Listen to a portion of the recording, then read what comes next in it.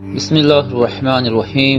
یا نبی سلام علیکہ، یا رسول سلام علیکہ۔ صلاۃ و سلام پڑھو شرک، 11ویں 12ویں کرو شرک، نیاز کرو شرک، اگر آپ کہتے ہیں یا رسول اللہ شرک، اگر آپ مزار پہ چلے جائیں شرک، اگر آپ کوئی مزار کو سجدہ کر دے حرام ضرور ہے لیکن وہ بھی شرک۔ بھائی یہ شرک کی کوئی مشین ہے جس سے مشرک نکل رہا ہے، ناقابل معافی جرم ہے۔ پیر کو سجدہ کرنا، تصویروں کو کرنا، بالکل کوئی اس کا قائل نہیں۔ غلط تصور یہ ہوگا کوئی کہے کہ میں تو ایک بزرگ کے لیے کھانا بنا رہا ہوں، بزرگ ہی مجھے ثواب دیں گے، بزرگ کو راضی کرنا مقصود ہے، یہ شرک ہے، یہ غلط۔ یہ مزارات پہ شرک ہو رہا ہے۔ کیوں؟ ہم نے دیکھا کہ آدمی سجدہ کر رہے ہیں، قبروں کو سجدہ کر رہے ہیں۔ تمہیں پتا ہے کہ وہ کس نیت سے سجدہ کر رہا ہے؟ The day of judgment میں پتا چلے گا۔ جو آیات بتوں کے لیے تھی آپ نے اس کو نبیوں پہ اور صحابہ پہ چسپا کیا، یہ کتنا بڑا گناہ تھا۔ بسم اللہ الرحمن الرحیم۔ نیاز کا تصور کیا ہے؟ اچھی طرح سمجھیے گا۔ بعض لوگ پتہ نہیں کیوں اس کو ناجائز سمجھتے ہیں۔ نیاز کا تصور کیا ہے؟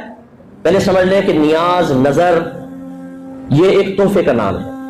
جب پہلے بادشاہوں کی خدمت میں کچھ پیش کرتے تھے نا، کہتے تھے حضور ایک نیاز آپ کی خدمت میں پیش ہے، کچھ نظر کرنا ہے، اس تحفے کو کہتے ہیں۔ تو جب ہم اللہ کے ولیوں کی بارگاہ میں کچھ تحفہ پیش کرتے ہیں تو اس کو نیاز اور نظر سے تعبیر کر دیتے ہیں۔ بس یہ ایک تو اس کا مفہوم ہے۔ یہ ہے کیا؟ کوئی کھانا وغیرہ جیسے بناتے ہیں وہ صرف اللہ کے لیے بنے گا۔ کھانا کس کے لیے بنے گا؟ اللہ کے لیے۔ ثواب کون دے گا؟ صرف میرا رب دے گا، ولی نہیں دے گا۔ نہ ولی کے لیے کھانا بناتے ہیں نہ ولی ثواب دے گا، ثواب صرف میرا رب دینے والا وہی دے گا۔ وہی قبول کرتا ہے، وہی رد کرتا ہے، میرا رب کی مرضی۔ ہاں ہمیں یقین ہوتا ہے، حسن ظن ہوتا ہے کہ اللہ تبارک و تعالی ہمیں جو اس کے بدلے میں ثواب دے گا وہ ہم پھر بزرگ کو ایصال کر دیتے ہیں، بھیج دیتے ہیں۔ وہ بھی صحیح حدیثوں سے ثابت نہ ہوتا تو ہم اپنے پاس سے تو نہیں کر سکتے جو دینی معاملات۔ نبی کریم نے صحابہ کرام کو اجازت دی ہے کہ اپنے والدین کے لیے آپ ثواب جاریہ کریں، ان کو ثواب ایصال کریں۔ کثیر حدیثیں موجود ہیں۔ تو یہ تصور آیا کہ جی کھانا بنائیں اللہ کے لیے، اللہ ہی ثواب دے گا، حسن ظن ہے کہ ثواب ملا ہوگا، وہ ثواب فلاں بزرگ کو پیش کر دیا۔ اب چونکہ ثواب ایک تحفے کے طور پہ پیش کر رہے ہیں تو اس کو پھر ہم نیاز سے تعبیر کر دیتے ہیں۔ میں سوال کرتا ہوں اس میں غلط کیا یہ بتائیے۔ اگر صرف یہ آپ کہتے ہیں کہ آپ کہتے ہیں خواجہ صاحب کی نیاز، تو آپ نے اس کھانے پر غیر اللہ کا نام لے دیا، اس لیے غلط ہے۔ تو پھر قربانی کے جانور کے بارے میں میرا کوشچن ہے، آپ اپنا قربانی کا جانور لاتے ہیں، آپ کا نام ہے محمد اکرم، اور کوئی پوچھے کس کا جانور ہے؟ جی آپ ہے اللہ کا ہے، کیونکہ غیر اللہ کا نام لیتے تو حرام ہو جائے گا۔ جب آپ شادی کا کھانا کھلاتے ہیں ولیمے کا، کیا کہتے ہیں؟ کس کا ولیمہ ہے؟ بھئی کس کا کھانا ہو رہا ہے؟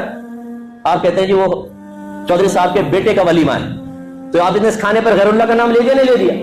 یہ بھی حرام ہونا چاہیے۔ اگر صرف نام غیر اللہ کا لینے سے چیز حرام ہو جاتی تو بھائی بیٹو ہر چیز حرام ہو جائے گی۔ معاذ اللہ سبحانہ اللہ، ایک عالم نے لکھا، میں نہیں کہہ رہا کہ عالم نے لکھا، کہ اگر بیوی کے بارے میں پوچھے کس کی بیوی ہے تو کیا بولیں گے؟ معاذ اللہ کہیں گے اللہ کی بیوی ہے، یہ بولیں گے تو شرک ہو جائے گا، کافر ہو جائیں گے۔ اور کہیں گے یہ سعید صاحب کی بیوی ہے تو غیر اللہ کا نام لے لیا، حرام ہو گئی۔ تو یہ ایک جہالت والی بات ہے جی، کیونکہ آپ نے اس کو منسوب کر دیا غیر اللہ کی طرف، حرام ہو گئی۔ ارے بھائی یار، اگر غیر اللہ کی طرف منسوب کرنے سے چیزیں حرام ہو جاتی تو پھر تو اس کا مطلب ہے کہ سب معاملہ خراب ہو جاتا، ہر چیز حرام ہو جاتی۔ یہ نہیں ہے تصور۔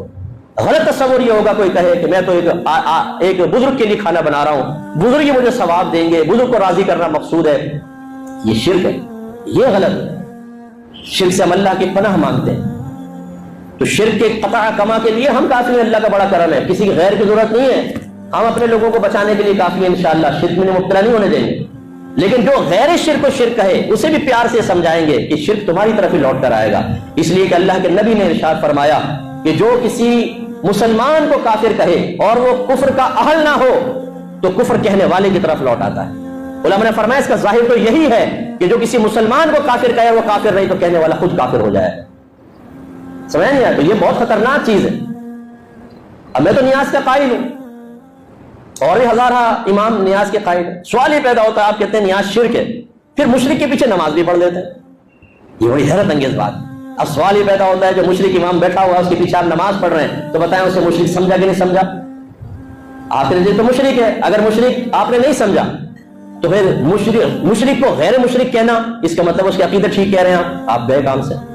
مطلب کسی ہندو کو بولیں اس کی عقیدت بالکل ٹھیک ہے، اس کے پیچھے نماز پڑھ لو، کافر ہو جائیں گے نہیں ہو جائیں گے؟ تو اگر ایک مشرک امام آپ خود کہہ رہے ہیں شرک کرتا ہے، نیاز کھاتا ہے، شرک کرتا ہے تو مشرک ہوا۔ مشرک کے پیچھے نماز پڑھنا ثابت کرتا ہے آپ اسے مشرک نہیں سمجھ رہے، غیر مشرک سمجھ رہے ہیں، تو مشرک کو غیر مشرک کہنا خود ایک شرک ہے، خود کفر ہے، گیا آپ کام سے۔ اور اگر آپ کہتے نہیں مشرک تو ہے لیکن نماز پڑھنا جائز ہے، تب بھی کافر ہو جائیں گے۔ اور اگر آپ کہیں تو ویسے ہی کہہ رہے تھے مشرک نہیں، تب بھی کافر ہو جائیں گے۔ بتاؤ بھاگو گے کہاں؟ کون سے راستے سے بھاگو گے؟ نہیں کریں یہ غلط حرکتیں۔ جو مشرک نہیں ہے اسے خواہ مشرک مت کہیں ورنہ اپنی زندگی آپ کی عذاب میں آئے گی۔ اب ضمن بات آ گئی تو سمجھاتا ہوں۔ یہ مزارات پہ شرک ہو رہا ہے. کیوں؟ ہم نے دیکھا ہے کہ آدمی سجدہ کر رہے ہیں، قبروں کو سجدہ کر رہے ہیں. او بھائی قبروں کو اگر کوئی سجدہ کر بھی رہا ہو اس سے مشرک کیسے ہو جائے گا؟ یہ بتاؤ. سجدے کی تو دو قسمیں ہیں، ایک سجدہ تعظیمی ہوتا ہے، ایک سجدہ عبادت ہوتا ہے. ایک سجدہ تعظیمی، ایک سجدہ عبادت. جو مخلوق کو کرتے ہیں اس کو لے لے چلے. اگر آپ کسی کو معبود سمجھ کے سجدہ کریں تو یہ سجدہ عبادت کہلائے گا، اس کا کرنے والا کافر اور مشرک ہو جائے گا. اور ایک ہوتا ہے سجدہ تعظیمی، کسی کو عظمت والا سمجھ کے اس کے سامنے جھکنا، جیسے پیر کو سمجھ لیا، مزار کو سمجھ لیا. یا پہلی شریعتوں میں دیکھیں یوسف علیہ السلام کے بھائیوں نے سجدہ کیا تھا، آدم علیہ السلام کو فرشتوں نے سجدہ کیا تھا. یہ سجدہ تعظیمی تھا. سجدہ تعظیمی پچھلی شریعتوں میں جائز تھا، ہماری شریعت میں حرام ہے لیکن کفر نہیں. اب ایک آدمی مزار پہ جھکا ہوا ہے صاحب مزار کے سامنے، آپ کہتے ہیں دیکھو مشرک ہو گیا. یہ بھائی کیسے مشرک ہو گیا؟ ایک طرف تو آپ یہ کہتے ہیں کہ نبی کریم صلی اللہ علیہ وسلم کے لیے علم غیب ماننا شرک ہے، کفر ہے. نبی کو کیا پتا کہ دیوار کے پیچھے کیا ہوتا ہے؟ نبی کو کیا پتا دل کے اندر؟ اور تمہیں پتا ہے کہ وہ کس نیت سے سجدہ کر رہا ہے؟ اس نے شرک کی نیت سے سجدہ کیا ہے یعنی معبود سمجھ کے کیا ہے، یا اس نے قابل تعظیم سمجھ کے کیا ہے؟ آپ کو کیسے پتا چلا؟ کیونکہ دونوں کے احکام علیحدہ ہیں. اور اگر آپ کہتے ہیں ہمیں پتا ہے تو کافر ہو جائیں گے علم غیب کا دعویٰ کیا. اور کہ آپ چاہے پتا نہ ہو پھر بھی وہ جھکا ہوا ہے اس لیے مشرک کہیں گے. تو پھر میں کہتا ہوں کہ یہ پوری مسجد والے بھی مشرک ہیں، آپ سب مشرک ہیں. اور ابھی شرک کریں گے آپ. وہ کیسے؟ میں دیوار کو سجدہ کروں گا، میں گیا، پہلی صف مجھے سجدہ کرے گی کیونکہ میرے پیچھے جھکے ہوئے ہیں آپ بھی گئے، دوسری صف بھی گئی، تیسری صف، تو ہر ایک دوسرے کے سامنے جھکا ہوا ہے. کیا کہیں گے آپ جواب میں؟ ارے مفتی صاحب سامنے جھکے ہوئے لیکن نیت تو اللہ کو سجدہ کرنے کی ہے نا. یہی تو جواب دے رہے ہیں کہ اصل نیت کا اعتبار ہے، جھکنے کا اعتبار نہیں ہے. آپ بھی تو جھکے ہوئے غیر اللہ کے سامنے، کیسے کافر و مشرک ہو جائیں گے جب تک کہ آپ کی نیت درست ہے؟ اس کا مطلب اگر کوئی صاحب قبر کو سجدہ کرے گا تو سب سے پہلے نیت پوچھیں گے، بتا تو اس کو معبود سمجھ کے سجدہ کر رہا ہے یا قابل تعظیم؟ اگر معبود سمجھ کے کرے تو کافر و مشرک، اور اگر کہتا ہے کہ میں تو قابل تعظیم سمجھ کے سجدہ کر رہا ہوں تو ہم کہیں گے یہ شرک تو نہیں ہے، کفر تو نہیں ہے، لیکن تم گناہگار ہو، یہ حرام کام کیا تم نے. اب اس کا مطلب یہ اگر اس نے سجدہ تعظیمی کیا ہے تو کفر نہیں، اور آپ کہہ رہے ہیں یہ کافر و مشرک ہے. پھر حدیث سن لیجیے، نبی کریم نے فرمایا جو کسی غیر کافر کو کافر کہے، جو کفر کا اہل نہ ہو، تو کہنے والے کی طرف کفر لوٹ آتا.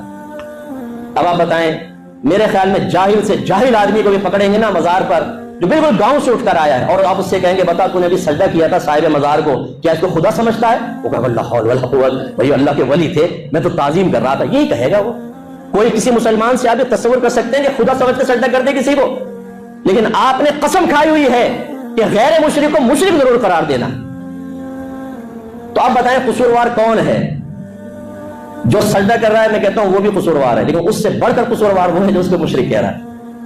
ہلکا ہاتھ رکھیے، پیار سے سمجھائیے. یہ کوئی ناقابل معافی جرم ہے. پیر کو سجدہ کرنا، تصویروں کو کرنا، بالکل کوئی اس کا قائل نہیں. یہ غلط ہے، اس کو روکنا چاہیے. لیکن روکنے کا یہ جو آپ نے انداز اٹھایا ہوا ہے کہ ڈنڈا اٹھایا، بول بول صحیح بول ورنہ مشرک کہوں گا تو جو ماروں گا تیرے سر پہ ڈنڈا. اس طرح آپ کے نبی نے بھی کبھی نہیں کیا. جو حقیقی مشرک سے شرک کر رہے تھے نا، ان کے ساتھ بھی نہیں کیا آپ کے نبی نے. پیار سے سمجھایا ہے، محبت سے سمجھایا ہے. ان کی برین واشنگ کی ہے، سلولی آہستہ آہستہ وہ پکے مسلمان ہوئے. آپ ڈنڈا اٹھا کے غیر مشرک کو مشرک کہہ کے سمجھتے ہیں کہ ہم دنیا سے شرک کو ختم کر دیں گے. میں آپ کو صحیح حدیث سنا دیتا ہوں. آپ کے نبی نے ارشاد فرمایا مجھے اپنی امت پر شرک کا خوف نہیں ہے، مجھے اپنی امت پر اب شرک کا خوف نہیں ہے، لیکن مجھے اس بات کا خوف ہے کہ دنیا ان کی طرف تیزی سے آئے گی اور یہ دنیا میں مشغول ہو جائے. ایک روایت میں سرکار نے فرمایا شیطان میری امت کو شرک میں مبتلا کرنے سے مایوس ہو چکا ہے.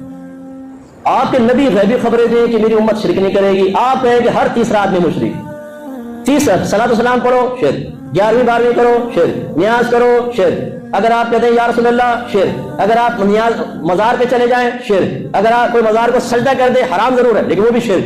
اور بھائی یہ شرک کی کوئی مشین ہے جس سے مشرک نکل رہا ہے. مشرک صرف اپنے ہم مشرک نہیں باقی سارے مشرک. ایسی یہ بدعت کا رواج. ارے بھائی خدا کو خوف کرو، ٹائم نہیں ہے ورنہ اس کی بھی وضاحت کر دیں کہ جو دوسروں کو بدعتی کہہ رہا ہوتا ہے یہ بدعت کر رہے ہیں. بدعت سب سے بڑا بدعت یہ ہے، سب سے بڑی بدعت یہ ہے کہ ایک مسلمان کو جو بدعت نہ کر رہا اس کو بدعتی کہنا سب سے بڑی بدعت ہے. اور ایک اور بڑی بدعت بتاؤں، مسلمان کو مشرک کہنا سب سے بڑی بدعت ہے. کبھی نبی کریم نے مسلمان کو مشرک کہا؟ صحابہ کرام نے کہا؟ اس کا حکم دیا؟ قرون ثلاثہ میں جاری تھا؟ نہیں، اب جاری ہے. ہر مسلمان کو مشرک کہو. سب سے بڑی بدعت یہ ہے. تو اس لیے خدا را ہلکا ہاتھ رکھیے، چیز کو سمجھیے. اگر سمجھ میں نہیں آتا ہم سے ملیے. قرآن و حدیث کے دلائل آپ کے سامنے پیش کریں گے. جو آیات آپ پیش کرتے ہیں میں ایک دفعہ آپ کو گزارش کرتا ہوں ذرا معتبر تفسیر پڑھ لیں. جو بتوں کے بارے میں آیتیں نازل ہوئیں آپ وہ ولیوں کے بارے میں بیان کرتے ہیں. جو مشرکین کے بارے میں نازل ہوئی وہ آج کے مسلمانوں کو کہتے ہیں ان کے بارے میں آیت نازل ہوئی. وہ تو کفار کے لیے آیات آئی ہیں, وہ تو بتوں کے لیے آئی ہیں, اور آپ انہیں کہتے ہیں اس سے مراد نبی ہیں, ان سے مراد ولی ہیں, ان سے مراد صحابہ ہے. اور یہ مشرکین جو یہاں بیان ہوئے ان سے مراد وہ ہیں جو آج کل یہ کر رہے ہیں. ارے خدا کا خوف کرو یار, یہ قرآن میں تحریف ہے بہت بڑی. وہ تو قرآن 1400 سال پہلے نازل ہوا, یہ تمام کام کرنے والے موجود تھے جو آج آپ کے دور میں جاری و ساری ہیں. 11ویں ہوتی تھی اس زمانے میں, 12ویں اس طرح منائی جاتی تھی اس زمانے میں. مزارات تھے کہ اس پہ حاضری دے کے لوگ چاہتے چڑھاتے نہیں تھے نا, تو وہ آیات ان کے بارے میں کیسے ہو سکتی ہیں؟ وہ تو اس زمانے کے کافروں کے بارے میں تھیں, وہ بتوں کے بارے میں تھیں. اور انہوں نے کہا دیکھو اس میں یہ اپنے اوپر سے مکھی بھی نہیں اڑا سکتے, اب تم مزار پہ کیا لینے جاتے ہو؟ اللہ نے تو فرمایا مکھی بھی نہیں اڑا سکتے. تو کیا یہ صاحب مزار کے بارے میں کہ مکھی نہیں اڑا سکتے؟ یہ تو بتوں کے بارے میں تھا, یہ تو بتوں کے بارے میں لکھا تھا. یہ بت تو اپنے اوپر سے ایک مکھی بھی نہیں اڑا سکتے. تم کفار ان سے کیوں استمداد کرتے ہو, کیوں مدد طلب کرتے ہو؟ اب دیکھیں کہاں بت کے بارے میں اور کافر کے بارے میں. وہ آج یہ مزار والے دیکھو یہ مکھی بھی نہیں اڑا سکتے, داتا صاحب تو اپنے مزار سے مکھی نہیں اڑا سکتے, یہ بیان ہوا, اور تم جا کے انہیں سے مانگ رہے ہو. ان پہ چسپاں کر دیا. یہ بڑی تعریف ہے کہ نہیں؟ یہ بہت بڑی خیانت ہے کہ جو چیز کافر اور بتوں کے لیے نازل ہوئی اس سے مراد نبی, ولی, صحابہ اور عام مسلمانوں کو لیا جائے. لیکن مسلمانوں کا ایمان خطرے میں, ان کے ایمان پہ کوئی فرق نہیں پڑتا. یہ ایمان پروف ہے, یہ کچھ بھی کرتے رہیں, مسلمان کو کافر کہتے رہیں, غیر شرک کو شرک کہتے رہیں, غیر بدعت کو بدعت کہتے رہیں, ان کے ایمان پہ کوئی فرق نہیں پڑے گا. یہ کامل سالڈ مسلمان ہے, سالڈ. انہی کے لیے تو جنت ہے, انہی کے لیے تو عذابات قبر سے نجات ہے, انہی کے لیے تو حوریں بڑی بڑی آنکھیں وہ آپ کے پھاڑ پھاڑ کے دیکھ رہی ہے کہاں گیا میرا بیٹا. یہ تو میدان محشر میں پتہ چلے گا کہ نبی سے محبت کرنے والے کا مقام و مرتبہ کیا ہوتا ہے, اور اللہ کے نبی کے عشاق کو اور صحیح العقیدہ لوگوں کو کافر اور مشرک اور بدعتی کہنے والوں کا انجام کیا ہوتا ہے. یہ میدان محشر بتائے گا. دا ڈے آف ججمنٹ میں پتہ چلے گا کہ جو غیر شرک و شرک کہنا کتنا بڑا آپ نے عظیم گناہ کیا تھا. جو آیات بتوں کے لیے تھی آپ نے اس کو نبیوں پہ اور صحابہ پہ چسپا کیا, یہ کتنا بڑا گناہ تھا. حضرت عبداللہ بن عمر, بخاری کی روایت ہے, یہ میں نے اپنی کتاب قرب الہی میں چیپٹر ڈالا, ضرور پڑھیے گا, بہت فائدہ دے گا آپ کو. آپ فرماتے ہیں کہ شر الناس وہ ہیں, سب سے زیادہ شریر لوگوں میں سے وہ ہیں جنہوں نے بتوں کی آیات کو مسلمانوں پہ چسپا کیا. یہ بہت بڑی تحریف ہے. اس لیے میں آپ سب سے گزارش کرتا ہوں کہ اپنے آپ کو بڑا موحد اور توحیدی مت سمجھیں.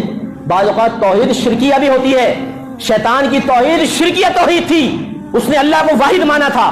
وہ اللہ تعالیٰ کے لیے شرک تو نہیں کر رہا تھا نا, اللہ کو ایک مان رہا تھا, اس کا وجود مان رہا تھا, لیکن اس نے اللہ کے نبی کی تعظیم سے انکار کیا تو قیامت تک کے لیے کافر ہو گیا. یہ جو ہم آج کل تعظیم کرتے ہیں کہ ہم اللہ والے ہیں, اور اس کی آڑ میں نبیوں کی توہین کرو, صحابہ کی کرو, اولیاء اعظام کی کرو, مسلمانوں کو کافر و مشرک قرار دو, تمہیں انعام ملے گا. انجام وہ ہوگا جو شیطان کا انجام ہوا تھا. یہ وہ توحیدی تھا, بہت بڑا توحیدی, لیکن نبی کی تعظیم نہ کرنے کی وجہ سے رانگا درگاہ ہوا.